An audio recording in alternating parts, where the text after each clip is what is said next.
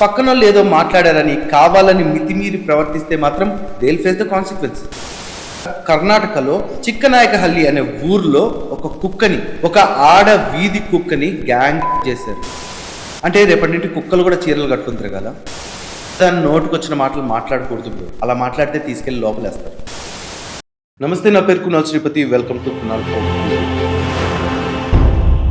ఒక పక్క బంగ్లాదేశ్ లో ఒక రచ్చ జరుగుతుంటే మన తెలుగు రాష్ట్రాల్లో మాత్రం ఇంకొక రచ్చ జరుగుతుంది. హీరోయిన్ల డ్రెస్సుల గురించి యాక్టర్ శివాజీ గారు మాట్లాడిన మాటలు. ఈ టాపిక్ గురించి మనం ఆల్రెడీ మన ఛానల్లో ఒక వీడియో చేసాం. ఎవరైనా మిస్ అయితే ఒకసారి చూడండి. నేను ఆ వీడియోలో క్లియర్ గా చెప్పాను, శివాజీ గారు మీరు మాట్లాడిన మాటలు మంచివే, కానీ ఆ రెండు పదాలు మాట్లాడకుండా ఉండాల్సింది. మనకు వాక్ స్వాతంత్రం ఉన్నప్పటికీ పక్కనోళ్ళ బట్టల గురించి మాట్లాడాల్సిన అవసరం లేదు. ఇప్పుడు కూడా అదే చెప్తున్నాను. 80% జనాలు ఆయన్ని సపోర్ట్ చేశారు అని నా మాట మార్చే ప్రసక్తే లేదు. ఈ విషయంలో ఇప్పుడు మరో 3 క్యారెక్టర్స్ చాట్ అయ్యాయి. 1 అనసూయ గారు, 2 గరికపాటి గారు ఆల్రెడీ మాట్లాడిన వీడియో, 3 నా అన్వేషణ. నెంబర్ 1 అనసూయ గారు.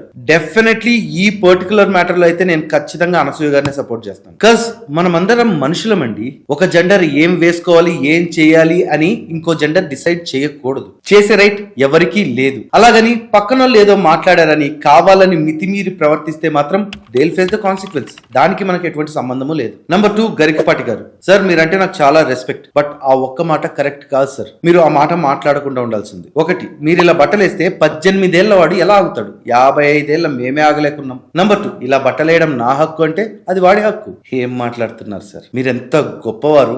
ఎన్ని గ్రంథాలు చదివింటారు, ఎన్ని ఉపన్యాసాలు ఇచ్చింటారు, ఎన్ని అవధానాలు చేసింటారు. మీరేనా నిజంగా ఇలా మాట్లాడింది?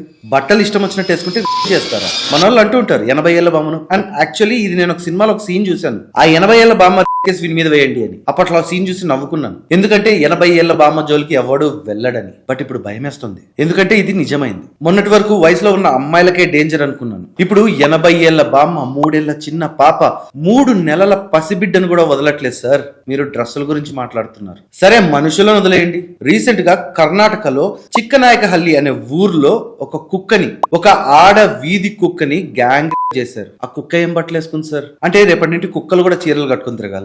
నెంబర్ 3 నా అన్వేషణ.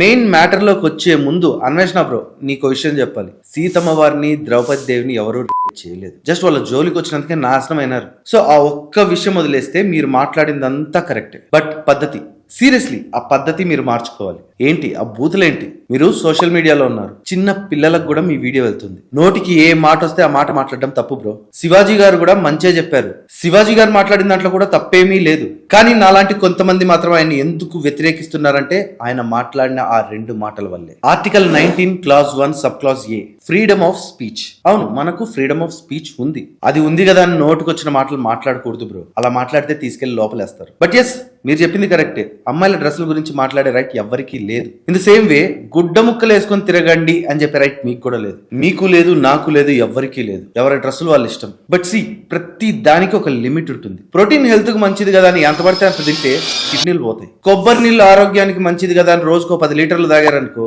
మనని పైకి పార్సల్ చేస్తారు. సో ఇక్కడ నేను చెప్పేది ఏంటంటే ఏ విషయంలో అతి ఉండకూడదు. అది డ్రెస్సుల విషయమైనా, మాటల విషయమైనా, చేతల విషయమైనా, ప్రతి విషయానికి ఒక లిమిట్ ఉంటుంది. ఆ లిమిట్ తెలుసుకుంటే అందరికీ మంచిది. ఈ విషయంలో నేను సింగిల్ సైడెడ్ గా వెళ్ళాలనిపించిన, ఏమైనా తప్పు మాట్లాడినా ఫీల్ ఫ్రీ టు కామెంట్. ఈ వీడియోని ఇక్కడి వరకు చూసారంటే మీకు నచ్చింది అని అనుకుంటున్నాను. So please like and subscribe Kunal opinion.